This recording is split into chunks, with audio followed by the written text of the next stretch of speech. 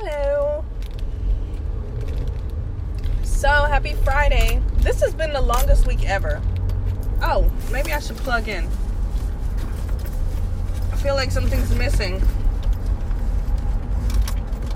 I'm going to use these today so there's no drama.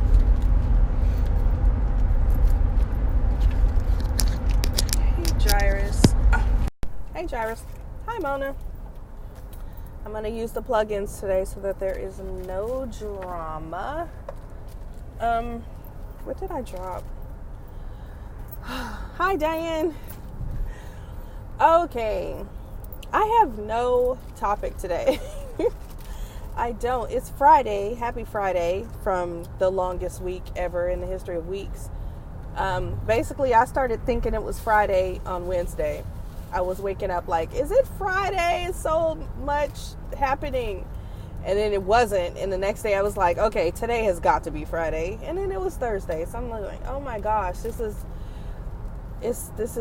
a long week. Every day has felt like 2 days. I don't know about y'all. That's just my perspective.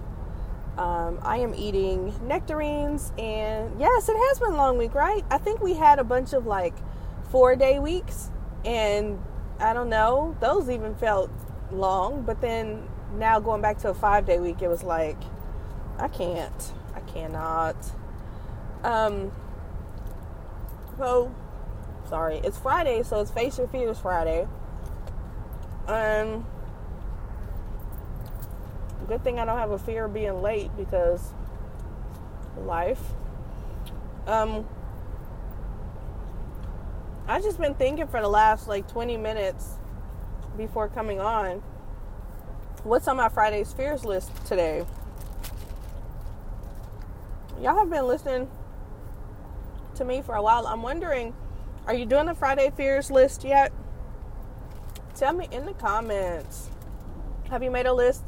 Even if it's in your head, okay? I will accept a half-assed job. Even if it's in your head. It's better if it's on paper because it's more powerful if it's on paper. But even in your head, have you made a list of the things that scare you? The things you're afraid of? Or is it just me? I'm just doing this for your entertainment. Because if you make a list of the things that scare you, that actually becomes like your mission. That's your assignment. Your fears list is like your to-do list. So for the last 20 minutes before pressing record, I was like, okay, I'm going to talk about fear, but I can't think of what's on my fears list. I had one thing on my fears list and I did it yesterday. So, because I think, some weeks back, I probably had like 4 or 5 things on there and I just started knocking them down because I was coming on every Friday saying, face your fears. And so it kind of made me, think about what was on my fears list and actually make those phone calls. A lot of it is phone calls. I don't know. I have this love-hate relationship with the phone, mostly hate. And sometimes having like difficult conversations are things that, like stress me out. Like I have to call to negotiate a bill, or I have to call to find out where we stand with the IRS, like stuff like that. It kind of stresses me out. So I avoid them, and it doesn't make it better. It only makes it worse. Always is procrastination. And so I put those things on my list, and then I did it. I made those calls, and sometimes it's just like you don't want to hear what they're going to tell you. You know what I mean? Like yesterday, I called the IRS because we paid so much money last year, and now I'm trying to find out if we're entitled to get a refund of any of that money. And we've been waiting because they were like, okay, wait 15 weeks for processing, yada, yada, yada. And so it's been 6 months. So I called back because my husband's like, I think we ought to call now. We've given them plenty of time. Call back, and they put the it's all messed up. Like part of it's in my husband's name, part of it's in my name, even though we filed jointly. And so the payment is on my thing, but the bill is on his. It's just a whole big old mess, right?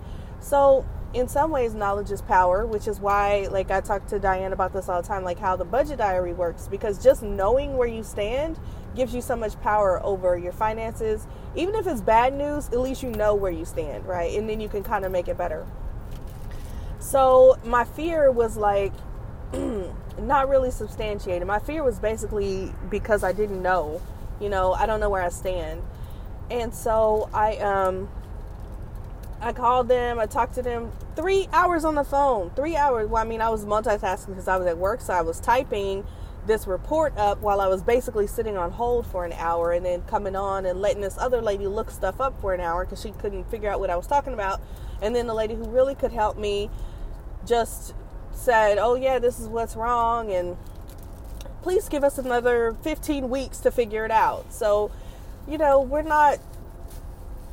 thankfully, we're not desperate for the refund or anything like that, but we do want it to be processed because it was a mistake, and we want to make sure that we get our money back from that. So I was afraid to make that call, and just like with everything else that we're afraid of, it feels like a huge deal when we're just kind of like in that stage of being like anxious about something. But then when you do it, it just feels like, okay, everything's all opened up, and you feel great, and you feel light. And so I faced that fear. That was like the last fear on my list from that original list. But then I had a new fear right behind it. And so this is also a magical thing that happened. Because I faced that one IRS bill fear. I faced the IRS fear, and I called them, and I sat on hold. I did all the stuff. As soon as I finished that call, I was a little bit upset because they hadn't done what they were supposed to do, and now there was more waiting, and now I had to make another call, right? So I wasn't happy, I wasn't upset, but I was just kind of like, it felt like now there's more work to do and all this stuff. I got to remember to call them in 15 weeks. So it's just not over. Like, I wanted to close that chapter. But anyway, knowledge is power. So I felt empowered just by knowing where we stood. And I got off that call. I finished up some work. And then I felt like I could face the next big fear. I think that fear barrier had, it was like that was a big hump, and it was kind of all downhill from there, because Planner Girl magazine came out on September 11th, on Wednesday. And I had not read my article yet because I am a wimp. I'm not a wimp. So Planner Girl magazine is an online digital magazine started by Michelle Rohr and Amy Yohanan and Hannah Bibby. And they started this magazine to show a feminine approach to business and to encourage people and to inspire us. And there's all kind of challenges in there. It's just really cool. It's like a super cool, girly, boss girl magazine. And they came out with it in August. And when they started it, they asked for submissions. They're like, hey, people from the community, from our Passive Income with Printables community, to write stories. And Michelle asked me specifically to write my debt-free story for the magazine. And I was so excited to do it because it's kind of crazy, but when I was figuring out how much debt we had, I was like, I am going to write this in the magazine one day. I had already declared it, because I was just, it was so much that I was like, this is going to be on the news. And that kept me going, because otherwise I was feeling like I had a choice. I could be a victim, you know what I mean? That whole woe is me, I can't believe this is happening to me, why didn't I ever learn how to budget, that kind of thing. Or I could just be like, okay, this is where we stand, all right, let's do it, let's do it, and just kind of really jazz myself up. And so that's what I did. I was like, all right, let's do it. How are we going to tackle this? Let's, I say let's, there's more than one person in my head, which there probably is, but that's how I talk to myself. I'm like, let's do it, girl. Let's get up. Let's do it. And so So I knew, because I had seen a lot of other people with their debt-free stories, and they would be like, we paid off $35,000 in 3 years, and this is how we did it. And I was like reading those stories and feeling so inspired, but at the same time, they paid off $35,000 in 3 years. And that may be because, it's all relative. So everybody's perspective. So because, if you're a 5-figure earner, you may have 5-figure debt, and that's staggering and overwhelming to you, right? Well, I was a 6-figure earner. I had 6-figure debt, and it was like, you paid off $35,000 in 3 years. I am going to pay off, and we had at that time about it was over $500,000, but the mortgage made it like 600 and something. So we weren't going to pay off our current mortgage, but it was like all this other debt, right? So we're going to pay off all the other debt. So I was like, okay, if people are paying off in 3 years, some people are paying off in 2 years, and some people are paying off in 18 months. I was like, I am going to break the record. Like, that was my whole motivation. I was like, I'm going to see how fast I'm going to pay off this debt in a year. Like, I was just going to just throw everything I had at it, selling stuff on eBay. Like I told y'all, like I was just throwing everything I had on. We canceled everything. And I was like, I am going to break a record. That way I can be in a magazine or on, in one of those news articles on, when you go to Yahoo or whatever, and it pops up some crazy news article or Market Watch or whatever. I was like, I'm going to be interviewed and have my article written so people could see it on their computer screen. That was my mission. And so that's what really motivated me. And I learned a lot along the way. Like I learned that I created the product that could help other people do it too. And so my focus kind of shifted to, wow, I could help other people do this. But so it was funny in August when Michelle was like, will you write your story for the next edition? I was just like, oh, here's my chance. No, just kidding. I wasn't like that. I was just thinking like, yes, I will, because I have been practicing this story for a year. And actually it would have taken us a year to pay it off. But my husband didn't tell me about our very last loan. He had a medical school loan that I totally forgot to put on the snowball. And so while I was dancing around celebrating that we were debt free and we had paid off all the loans, he was like, we got like $65,000 more. Don't you remember? And I'm like, what? So then it took an extra 4 months, because in that 4 months we sold our house, our other house. So we sold the house and then paid off that debt, and then we had some savings. So that was amazing. So, and then checks were still rolling in. I got a check in the mail yesterday. It was crazy. So I feel like my momentum might be turning around. So it's magic. It happens. It can happen. So she asked me to write my story for the magazine. I sat down. Actually, it's almost like giving birth. Like if you're a creative person, or if you structure your life in a way, I feel like I'm yelling at y'all today. Am I yelling at you? Sorry. I'll be quieter. I'm going to chill. Okay. You can tell how long it's been since I've meditated if I'm flying off the handle and being like super dramatic. All right. So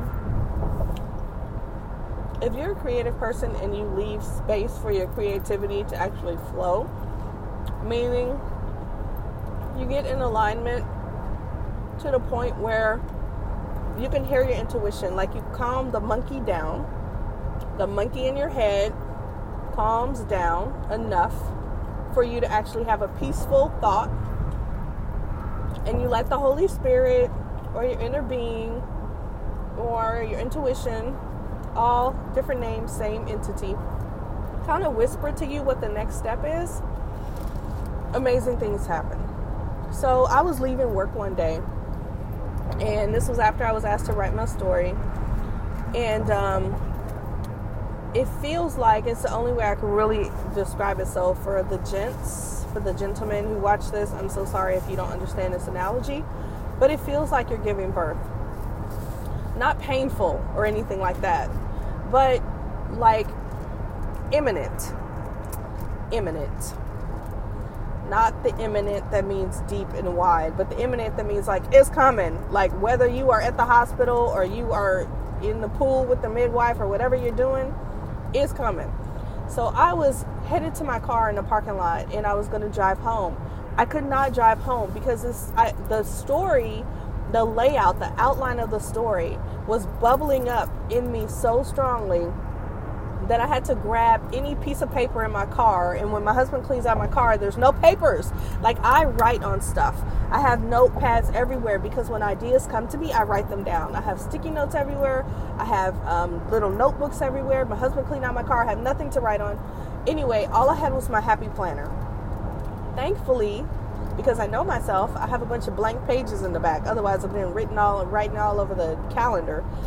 But I got a bunch of blank pages and I just like spilled out. I mean, it was just flowing. It was just flowing and flowing and flowing. My whole story. I just meant to write down some notes and I started just writing the whole thing. And then it was out of me. So I was like, okay, I'm good. I can drive home. I feel great. This is also actually how the budget diary came to be. This is also actually how the Rich Ladies Ledger came to be. And it's not even, I haven't even prettied it up or put it for sale yet. I have it on a scratch paper. But with the budget diary, I was in a parking lot of like Michael's or Hobby Lobby or something. And my kids were in the back watching a movie. And I was like, oh, I got to write this down. And I like scribbled out some sketches. And that became the first version of the budget diary right then and there on the back of an envelope because I had just gotten the mail. That's all I had.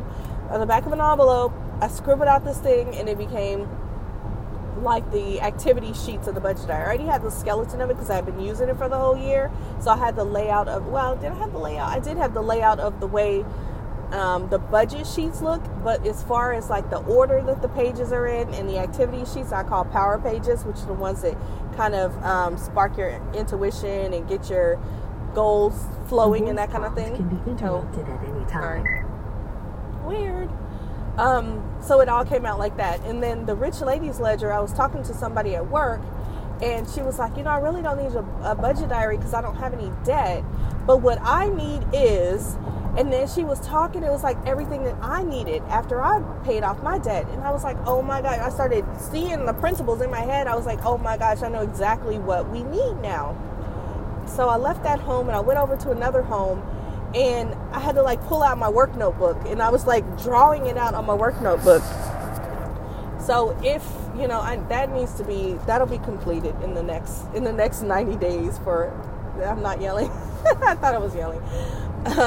So Diane and I have this mastermind where we level up. We are leveling up every 90 days. So we have these 90-day goals and we're going to hit them. And it's so exciting. And so I know that's going to be part of my next 90 days is getting this next planner up and running. It's not a priority right now, but I have a feeling like after October, I think it'll be a priority. Anywho, so that's how things come about sometimes. And so that's how the article came about, and it was easy and it flowed. And so the next time I sat down to do it, I took those notes and I wrote it, I typed it out and I just kind of tweaked it a little bit based on what had been simmering in my mind in the interim.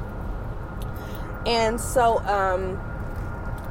I sent it to Michelle and I immediately freaked out because I was like, oh my gosh, it was 5 pages on Word.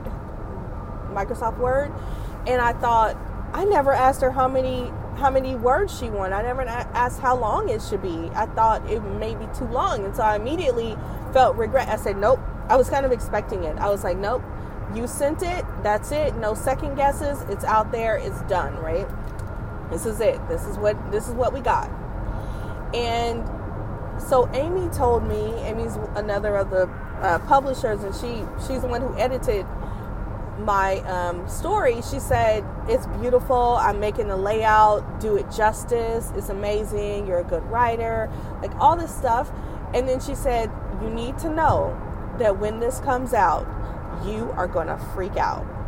Like when it's released, it's gonna be a whole new level of fear and self-doubt and feelings of questioning your self-worth and all this kind of stuff, right?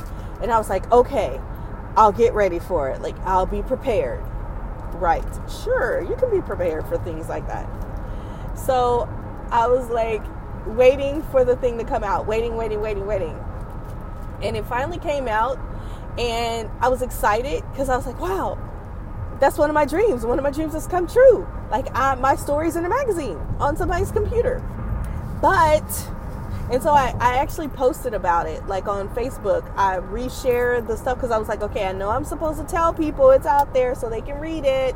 I sent it to a bunch of people by text message. And this is interesting. I sent it to my friends. I did not send it to my mother. I did not send it to my husband. I did not send it to them. I sent it to all these other people, my aunt, my, friends who live far away, all this stuff, right? And I posted it on Facebook later in the day. And I personally did not look at it. I didn't read it. I didn't open it up. I was looking at the magazine because I love the magazine, and I knew it wouldn't be like at the beginning. It would be towards the middle or the end. So I was turning the pages like ever so carefully to make sure that, like, if I saw it, I would like close it. So I didn't look at the magazine for 2 days, and I thought I was prepared, right? So I was really afraid to even just face the fact that I had done something and make my dream come true. One of my dreams come true. So I was texting back and forth with Amy, and I told her, I haven't seen it yet, because she was like, I can't wait for you to see it. I hope you love, she put emojis all around it. It was so cute. It was perfect. She's like, I hope you love it. I can't wait for you to see it. And I was like, I haven't seen it yet. And she's like, why not? And I'm like, And she's like, what's coming up for you? And I told her about the self-worth issues, and that's the way I felt. Like, I can't allow good things to happen for me. Like, I want them. Like, this is what we do. I'm not the only one who does this, so stop looking at me like that. Like, this is what we do as human beings a lot of times, especially if you had certain types of things in your history, which we all have things in our history, right? So we want something. We want it, and then it happens, and then we're like, I can't have that. Like, that's too good for me, or it's too much, or I'm not that important, or please stop looking at me. Like, I don't, and it's just the weirdest thing. It's the weirdest thing. Like, we want things desperately. Like, when I got the check from the insurance company, and I was going to pay off the debt, I couldn't pay off the debt. Like, I had serious issues. I had to phone a friend. Like, I had to call people. I had to call, like, one of my accountability partners at work. I had to call and just be like, I am having trouble. I was doing it all online, electronic payments. But before I was doing electronic payments, now I remember this. I was looking for addresses. I was going online to the companies to find the addresses to mail the checks. Meanwhile, I had been mailing checks, so why now was I not having the addresses, right? Like, I was having just a freak out. And then he was like, why don't you just do an electronic payment? Why didn't I do an electronic payment? So then I said, oh, brilliant, do an electronic payment, problem solved. Okay, talk to you later. And then I had to call him back, and I was like, my finger, I can't click send on the mouse. Like, I can't send in the money, which was crazy, because it's like, this is the debt that's been a brick wall in our life that I've been trying to push through. I'm finally here to the point where I can pay off the entire amount, and I can't bring myself to do it. I had to give myself a serious pep talk. I had to talk myself through it, because I kept saying, like, well, what if I just paid this monthly installment, and then I could put the money in a savings account, and it was like, no, pay this ish off right now. So it's just so strange that when we want something really badly, and we actually have the opportunity to get it, how we kind of stop ourselves and kind of self-sabotage and pull away from it. And sometimes we don't even realize we're doing it. I am very mindful. I've always been extremely mindful and insightful about myself and my own faults and shortcomings. And so I know when I'm doing this. Like, I know, I can feel, I'm like, this is self-sabotage. But you may do things and you don't even realize that you're doing it. Like, you may get into a relationship and you've always wanted a relationship, this special, wonderful thing. And then you get in there, you start nitpicking the guy or the girl, and you start, like, looking at how they, wash the clothes or hang stuff up, or or pick their clothes out of the clothes basket every day for a week, like I've done this whole week, and just be like, whatever. I once heard a guy, not saying about me, but I heard him say about something else, like he doesn't like it when his girlfriend wears pants that need a belt, but she doesn't wear a belt. I'm like, really? Are you going to end your relationship because she's not wearing a belt? And it was like a pet peeve of his. And we come up with these things. That's a pet peeve. That's a pet peeve. Is it really a pet peeve? Because there are like serious things going on in the world, and that's what you're focused on. But we do that because we can't just confront the fact that, like, we're afraid to step into our destiny. We're afraid to, like, go after, like, make our dreams a reality. We're afraid to do it because what does it mean when we do this, right? Like, what does it mean? You have this dream life that you have. You're like, oh, I want to do this. I want my career to be that. I want my relationship to be this. But then when you look at it, it's like, okay, what does it really mean if I get those things? What does it really mean if I have those things? And it means something scary. It means something scary. Like this issue with the IRS yesterday. IRS used to be a really scary thing for me. Now I realize that they're just people, like really regular, extra regular people. That's as nice as I'm going to put it, because I don't want to say what I really want to say. But they're just extra freaking regular people who work for this government entity that is all about grabbing the cash. So I used to be afraid of this because I thought it was just this mysterious thing. But like I said, over the last year, I had to really educate myself about everything. Saving, investing, everything. So now I know how taxes work. I didn't know how taxes worked before. So now it takes the fear out of, interacting with them. Like I know what I'm supposed to do and what they do and how it's done. So I'm interacting with them. And I'm thinking about the fact that, and I'm doodling on my paper, because like I said, it was a 3-hour call, so I was typing, but if they were talking to me about something, I had to take the notes. So I'm doodling on my paper, and I'm writing down, like, it's my big payday, because I'm trying to stay positive instead of getting, like, really pissed off about the woman not even knowing, like, couldn't even find the records and all this stuff. And so I'm doodling all this stuff and writing dollar signs all over the paper, and I'm thinking about the fact that when I walk into my dream life, when I walk into the vision that I have for my destiny, taxes are going to be a big part, a big part of life.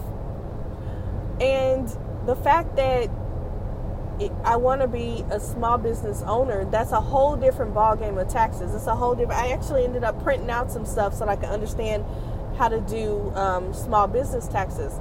Even though I plan to have a tax professional help me with that, I feel like I want to know also how things work.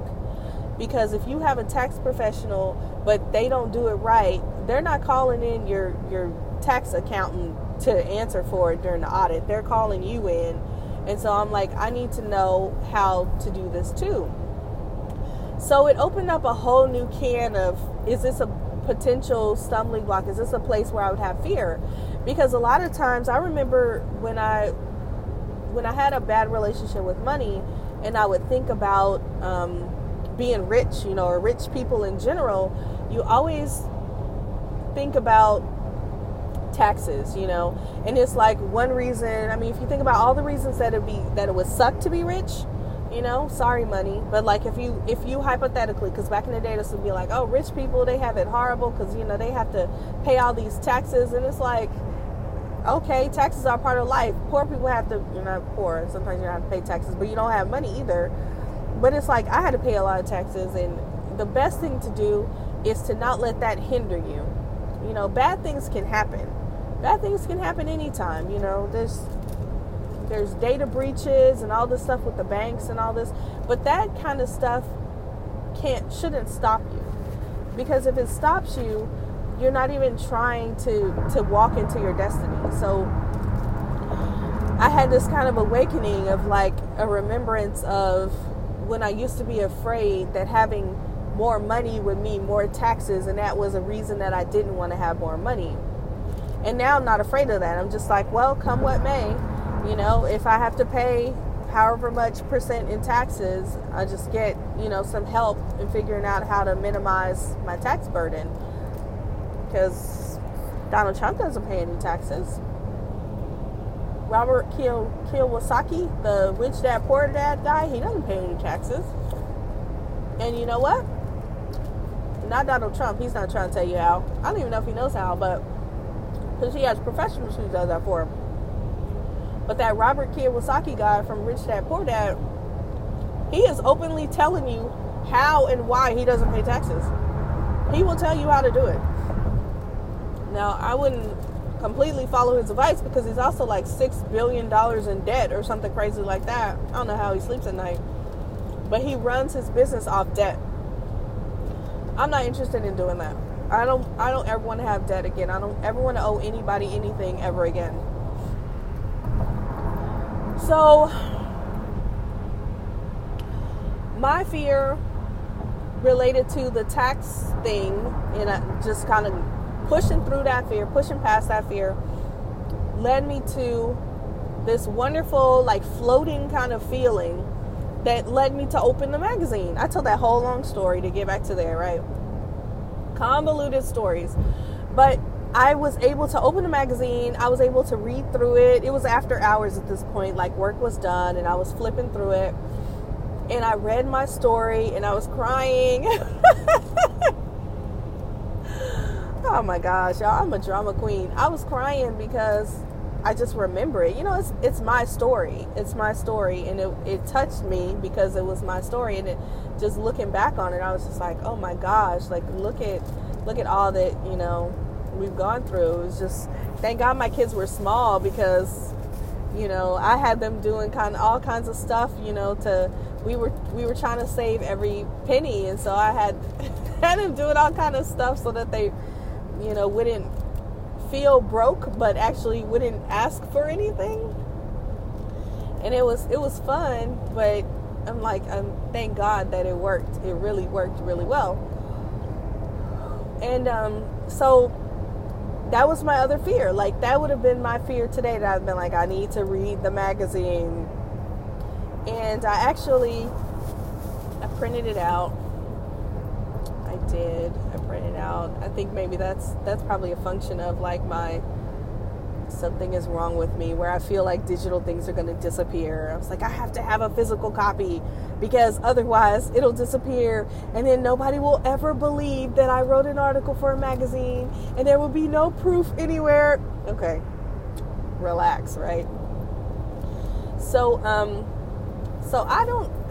coming on today without, I don't know of a fear that I have. I don't have a fear. I mean, I had some personal issues I think it was last week or over the weekend, that I probably for once in ever, I stood up for myself, and I didn't let anybody bully me. So I don't have that fear anymore. I mean, y'all, I'm just telling you, from maybe 2 months ago, whenever you take your fears list and you start using that as an assignment, and you go face forward, I don't know, face plant, you head in the direction of those fears, you become invincible. Like, things that you didn't think you could handle, they don't just come at you where you have to handle them. They just move out of the way. I was having this issue at work. I think you guys may remember the whole, I did a whole episode on workplace bullying, and it resonated with a lot of people because there's a lot of freaking bullies in the workplace. These people need to get a grip and get their life together. But I was being bullied. Well, somebody was trying to bully me, but I had been bullied in the workplace before, so I knew how to deal with it. And so I was like, okay, blast from the past. I can't believe I got to deal with this shit again. Here we go. Let's figure it out. And now that I saw the person in the hall yesterday, and she was all excited and happy and so nice and just blah, blah, blah, blah, blah. And so I'm like, this is what I'm saying.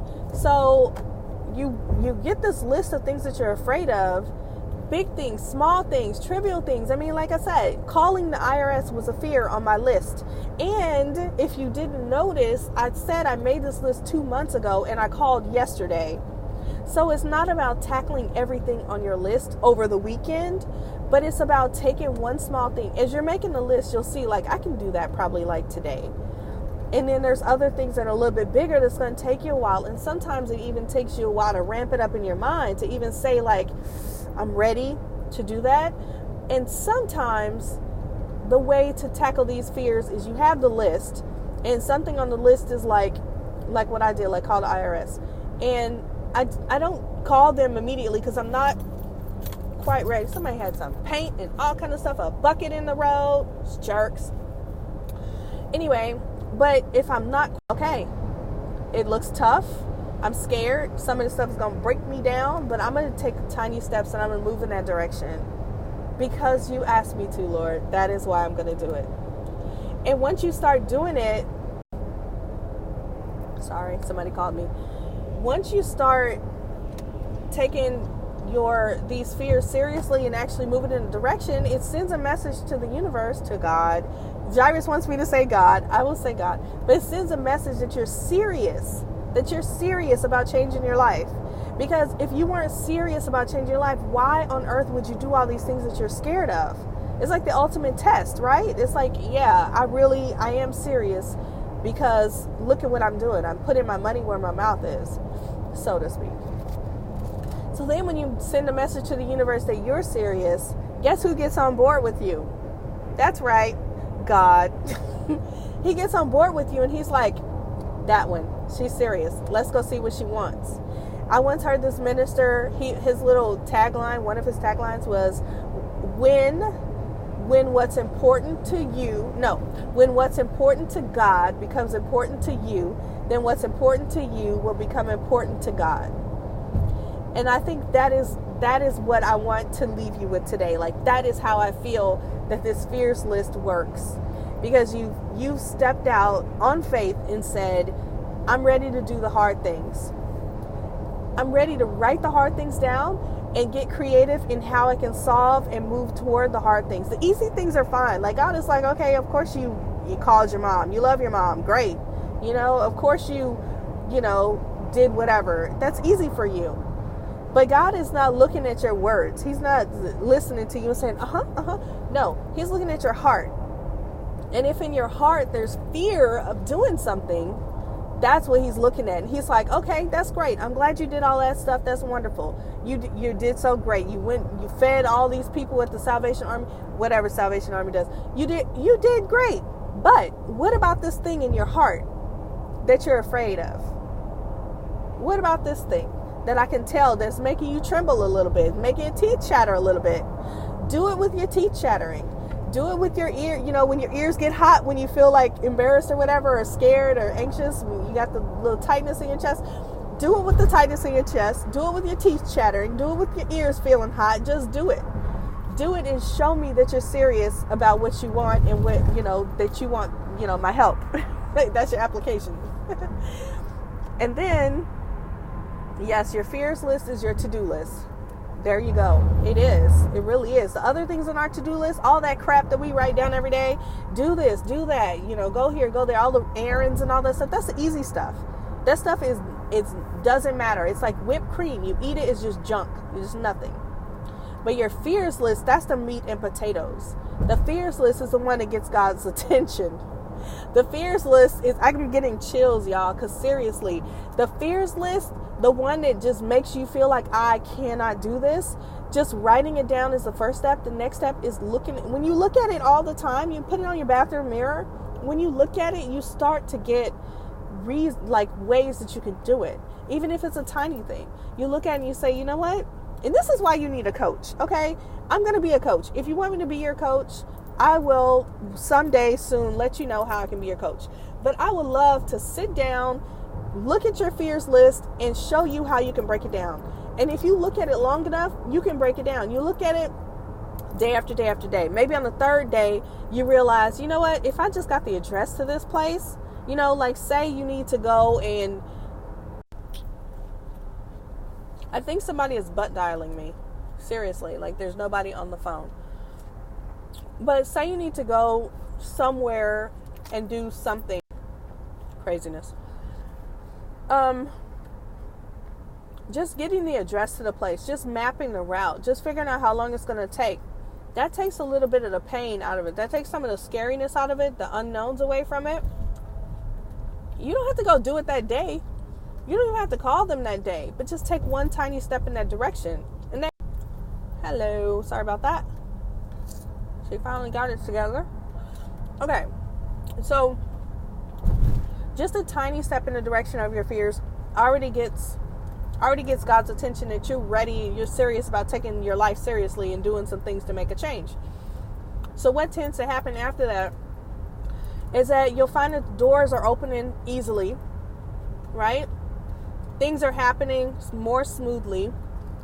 And then he actually helps you in some of these things. He helps you along the way. So you take your fears seriously, you head in a direction towards your fears, and now the things that you want start to also become important to God, where he's like, you know what, I see you, I see what you're trying to do, and I'm here to help you. And it's amazing the ways, the things that happen, the doors that open, things you can't predict. Like the fact that I wanted to be in a magazine in a full year. It's been a year since I met Michelle Rohr. She decides to create a magazine, and then in the second edition she asked me to put my story in it. It's like, I could not have, 2 years ago, I could have sat there and said, I think that I'm going to be in a magazine because I'm going to have a friend who actually creates a magazine, and then they're going to put me in it. There's no freaking way I could have ever orchestrated that in my life. That is all God.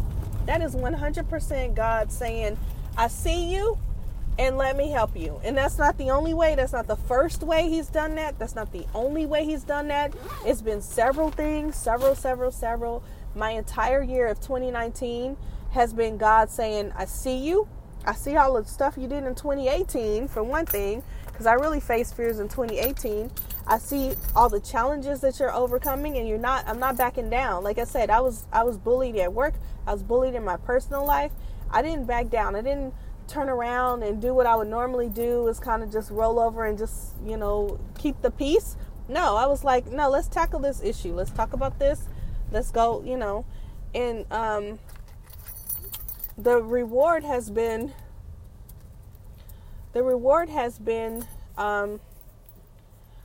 that easy things have been happening. Things that I've put on my vision board have been coming into my life. Like magic, which is why I call it magic, but it's not magic. Obviously, it's law. It's law. That's what Esther always says. It is law. It must happen, because the laws of nature and the laws of the universe are eternal. They do not change. And the only reason why things are not happening in your life now, you're like, well, I'm not getting any magic. The only reason why is because you're not using it to your advantage. You're not figuring out how to work it. Work it, baby. Work it. And once you figure out how to work it, it works for you. It is law. It must, hitting the camera with my hand, it must happen, because the laws of nature are eternal. All right, so I'm about to run into this meeting, and they always start early because their clock is fast. I'm going to tell them their clock is fast, and I'll be late, and everything is just, that's the way it is. But it's Friday. Sorry, y'all. It's Friday. I hope you have a good Friday and a wonderful weekend. And I always end up having epiphanies on Friday afternoon when I can't talk to y'all again. So maybe I'll just take notes and tell you on Tuesday. But I hope everything is great in your life. Write down your fears list. Let this be the day that you actually do it. Write down your fears list and head boldly in the direction of your fears. And read Planner Girl magazine. Take this weekend. Curl up with a really nice, good digital magazine and read my story, please, because it's very inspiring. And if I can do it, you can do it too. Bye.